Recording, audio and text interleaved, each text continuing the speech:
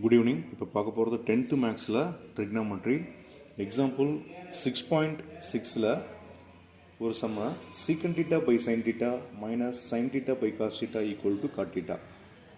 ஓகேங்களா? இப்போ LHS statement எடுத்துக்க சீக்கன் டீட்டாவை எப்படி எழுதலாம் அப்படின்னா 1 பை காஸ் டீட்டான்னு எழுதலாம். இந்த சைன் டீட்டாவை அப்படியே வச்சுக்கோங்க. Minus of sine theta by cos டீட்டாவை அப்படியே வச்சுக்கோ.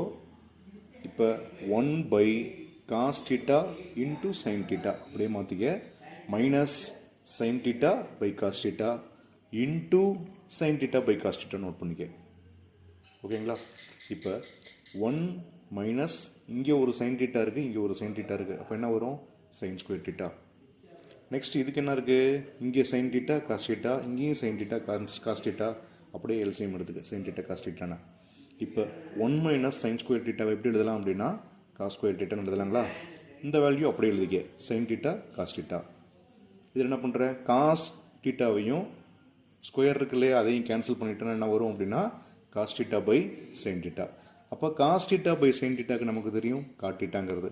இப்போ ஆர்ஹெச்எஸ் வந்துருச்சு. ஓகேங்களா?